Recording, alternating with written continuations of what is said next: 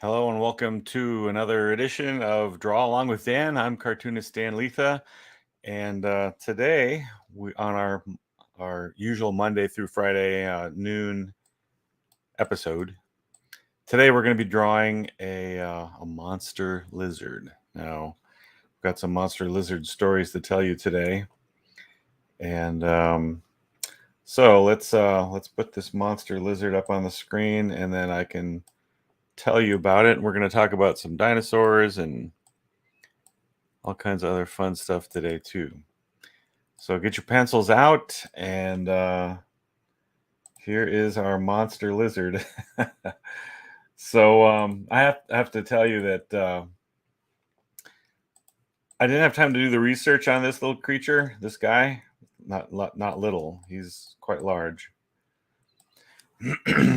And so before I do the show, I scan these copyright-free photo websites, and I saw this picture and I thought, ooh, that's so cool. It's only the head, but it's really great looking. So I thought we would take a shot at this and get into some juicy details, put it that way.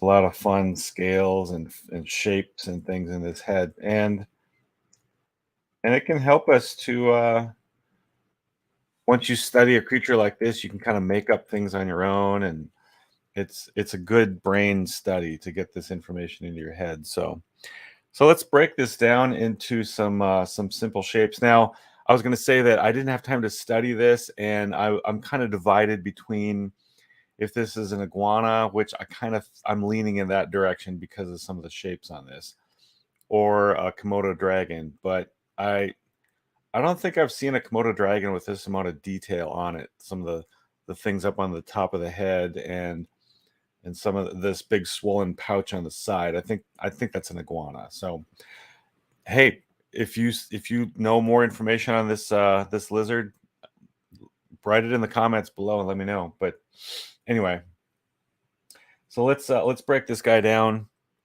and to do that, oh, I got my wrong pen, wrong brush. There we go. So I'm going to do this in red. Break this thing down. He's got this long. That's the main shape of his head. And then, of course, there's his mouth. And then his head kind of chops off like that, or the basic shape. It's not rounded off in the back here. And then he's got this this thing right here, which makes me again think that this is an iguana. Now the nose, the nostril, and then the actual hole for the nostril right there. He's got this awesome eye. It goes like that, and then more skin folds like that. Actually, that mouth area kind of comes around like this. And then, again, more of the skin in the back kind of looks iguana-ish to me too. So lots of folds. And then this skin under the neck, under the chin. Then the eye, which I think we should take some liberties with the eye. But I'm going to sketch it in as it is right here.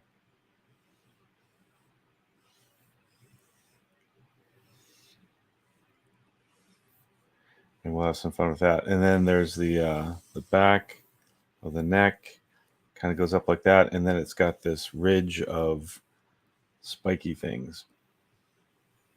So much to talk about with the shapes on this guy and some of the things that we see. So I think that'll do it for the breakdown.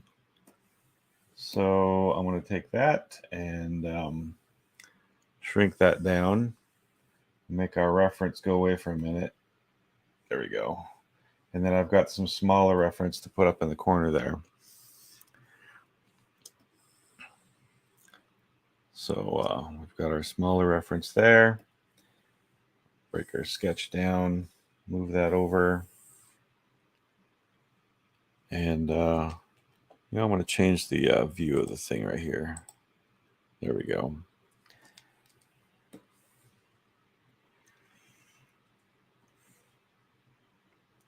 And I'm going to try to leave that reference a little bit bigger than I usually do because there's so much great detail in it. Now, let's get my my rough sketch layer. Label that. And we are good to go. So again, we start out with that long shape we first drew. And that'll get you going on a good start.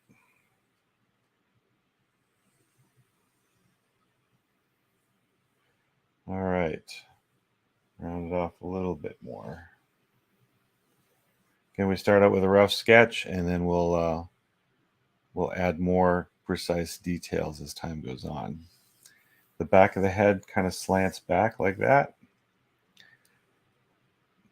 And we've got the mouth right about there. The eye. Something like that. And then the nose.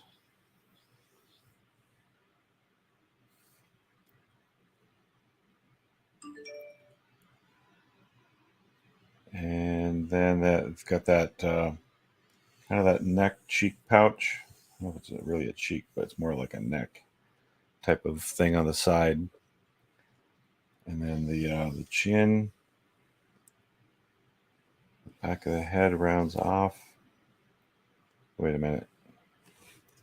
Back of the head's more like right here. And then the top of the back of the neck goes right there. And then our they almost look like teeth. These things right here. We'll draw like that. And then that eye area is right about there. Goes back. Look at all the great shapes on this lizard. Now, yesterday I drew a Tyrannosaurus Rex. At least I believe it was. Maybe a subspecies. I don't know. I didn't research that either, but it had 2 claws on each hand, so that is a hint. And so that was a dinosaur. And I wanted to draw a lizard today and ask you the question, what's the difference between a lizard and a dinosaur? Dinosaurs are the definition is very particular, as definition should be. It tells us what it is and what it isn't. And I want to sketch in some of the shapes, some of the bigger shapes anyway.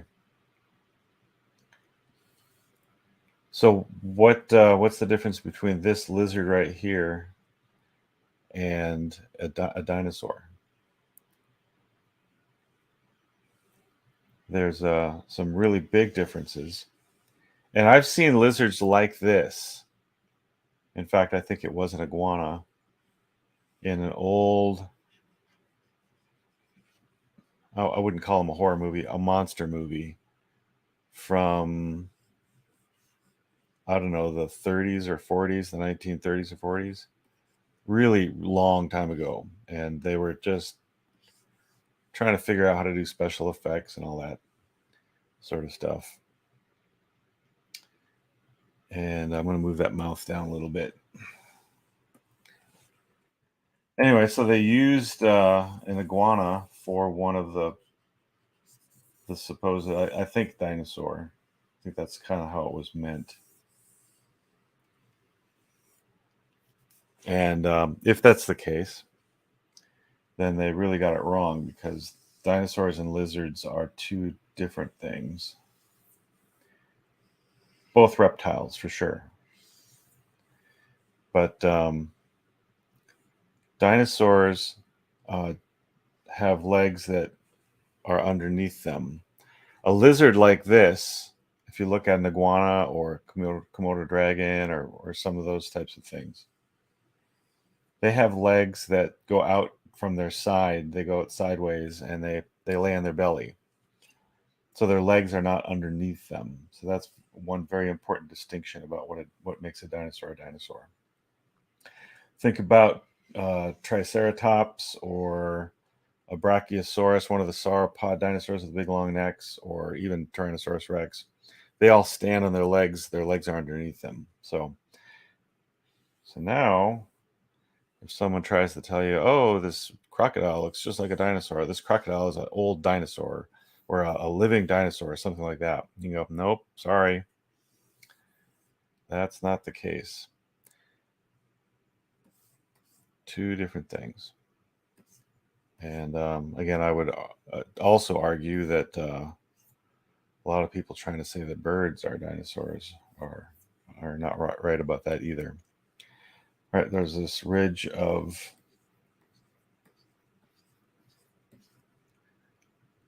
big scale. Look at this big. If I had longer, if this wasn't a demo that's supposed to be a half hour ish long, I could really get into some of these details here. A lot of fun stuff. The other thing that's interesting about this this creature here is that, and there's other now this is an iguana, I believe, but there's other creatures that have the name dragon on them. I was at a garage sale the other day, and this gal had a bearded dragon, which is just a lizard. Has all these cool frills and stuff on it, lots of detail. And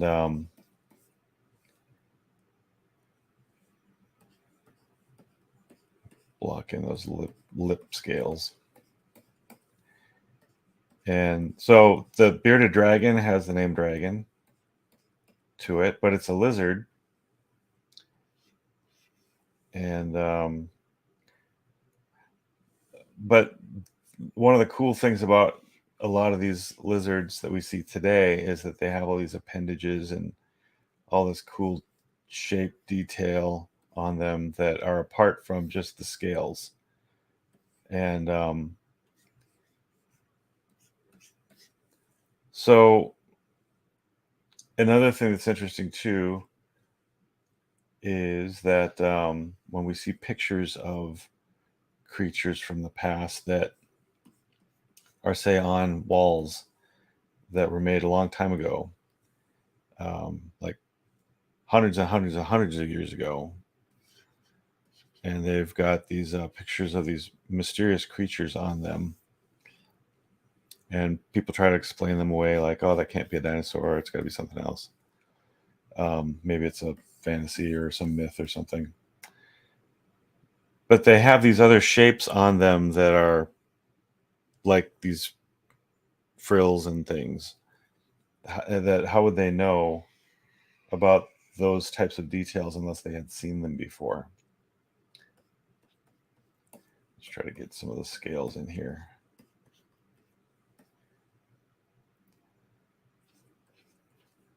Again, it's kind of one of those things you got to make the call. Am I going to draw every scale, or do I indicate like some of the scales? So what did the dinosaurs look like? We don't know, as best I know anyway, that what they look like. And sometimes we have eyewitness accounts that, again, you have to take with a grain of salt, but some of them, or even some of the like Native American legends and other tribal type people that live in different parts of the world, they have these creatures that they tell you about these details on them that you think, I wonder if that's a real thing there. There's just these common parts that you kind of wonder if there's the drawings of dinosaurs and stuff that we see or artwork in the movies and such. Now we're adding feathers and things, which I disagree with, but that's a whole different way of thinking. But why are people adding or putting these details in? It's just an interesting thing to think about.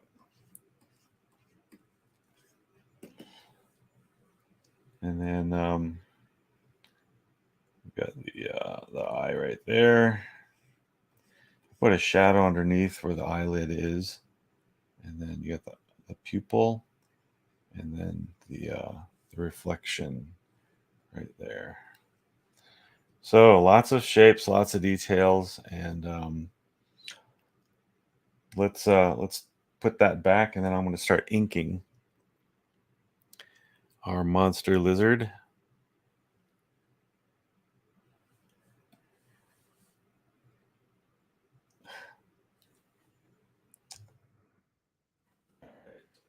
Inks. Oops, I didn't put that back. I'm making my there we go. I think. Why didn't I go back? Oh, okay, I see. I did the wrong command. There's the sketch put back, and now I can ink over the top of it with my black marker, my black pen. So you can, of course, I hope you're starting and stopping because I'm going pretty fast on this. A lot of detail for a half hour, but I think it's worth pursuing. So I'm going to start with the mouth, which actually goes way back.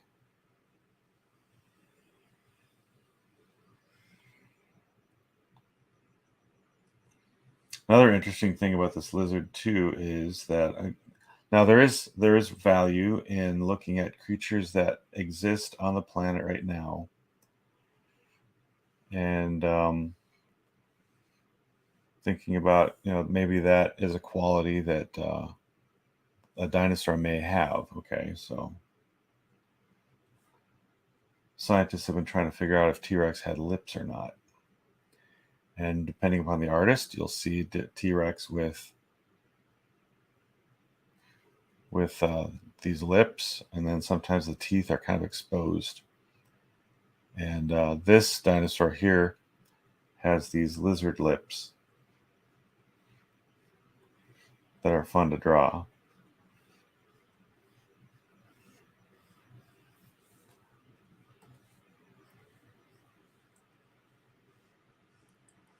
So, but see, the fossils don't include that information, at least the ones that we don't have. Some very detailed fossils have been found of some dinosaurs, which is very exciting and helps out a lot, but I don't believe that they've found any T-Rex lips. That sounds funny.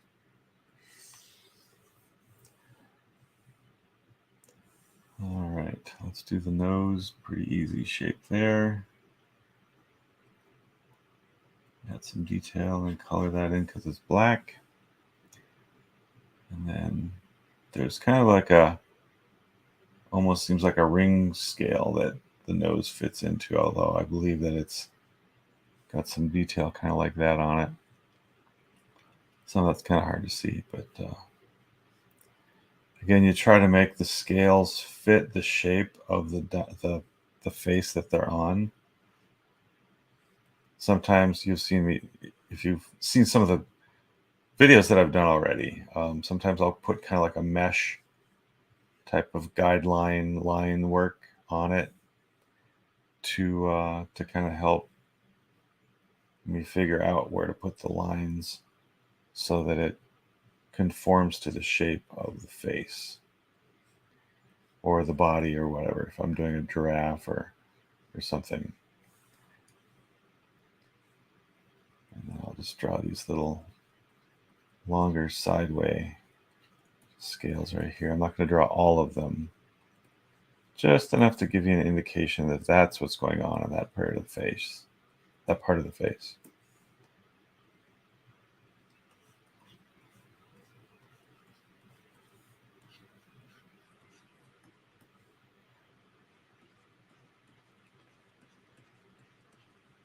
You know, as an artist, there's certain things that you'll learn that the non-art world expects. And especially when you've got, like, you know, people that you're doing work for, customers.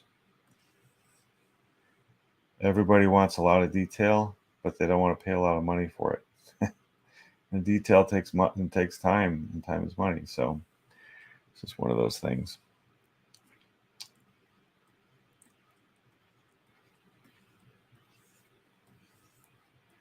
And I suppose doing videos like this kind of doesn't help the matter, because these are videos that are made to go fast, and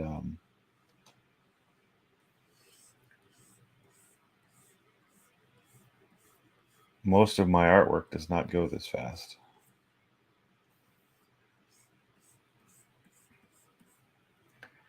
So it's more of a kind of a teaching performance type of art. Here's some interesting scales that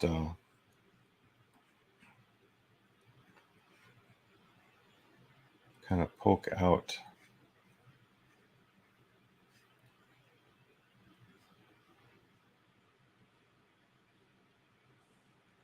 And then I'll put like a little line here to give that scale some shape. A thinner line on the inside of that. There we go.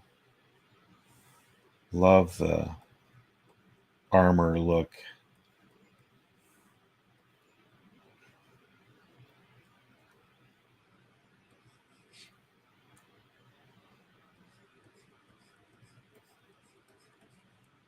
You gotta get the shape of that eye. There's kind of an eye ridge sort of a thing there.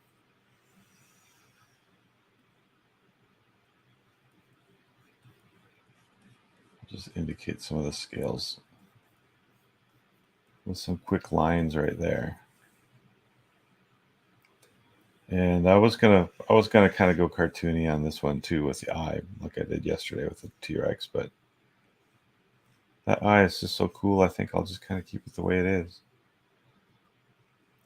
All right, let's go back down to the underneath right here. It's kind of an area that's more shadowy right there, so I'll fill that in. And then underneath the chin, more shadows there. And he's got this very small skin scale pattern there, so I'll just put in parts, indicate that that's scales there. Maybe I should do the same sort of thing here. Now again, I'm keeping mind of the mindful of the shape of the where the scales are going. So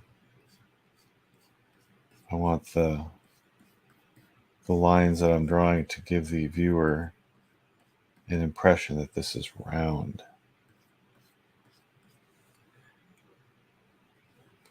And these things have some dimension to them too. They're not just shapes that are flat. So some more detail on them. And then the back of the head. And then there's like a horn scale there too. Yeah, that's kind of a good way to say it. Like a horn scale.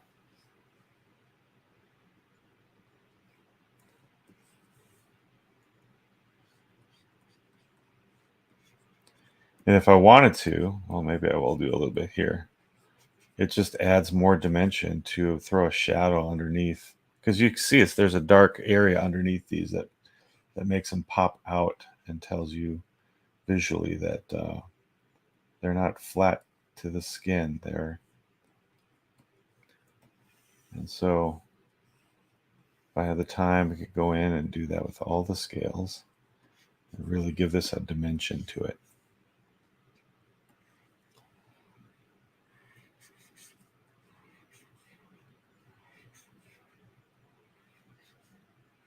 And I'm recording this live. Otherwise, maybe if it was just like a demo video, I could say, I want to fast forward this now. And then in iMovie, I could just hit 8 times or something and zoom it really fast.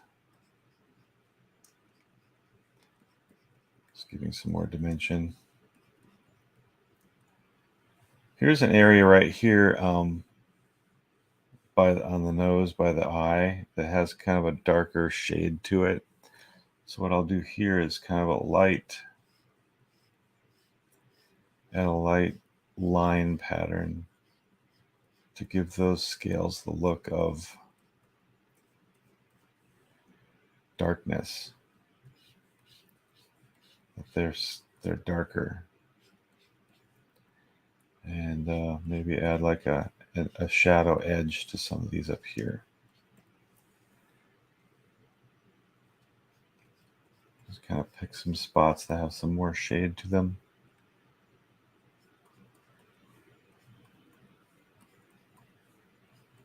If you love details, draw lizards. All right, and then some shadow detail here. The advantage on a lizard is you can do some of those lines that otherwise would just be there for shape. And you can go the other way, do like a crosshatch, and it comes across this like a scale pattern, which works really well. Draw some of these bigger scales on here. And we're coming down to the end of our time here, so let's just put in the end of this. I'm not going to draw the whole part that we see, the whole head and neck and such, but you got these very decorative, cool lizard looking things that are not, they're not feathers or anything like that. If you see dinosaurs that are drawn these days, artists are being told and maybe even thinking themselves that, okay, I need to draw more feathers and like these proto feathers on the dinosaurs because we believe that they came from birds. Well, again, look at the Bible and see what the Bible says, and it clearly says that land animals were on day 6. Dinosaurs are land animals. Birds and flying things, swimming and the flying creatures were created the day before. So day 5, birds and swimming creatures. Day 6, land animals and man.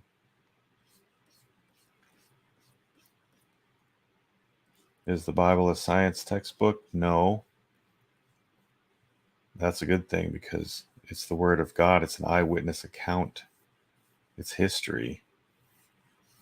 And science is a great thing, but it's a limited thing too. And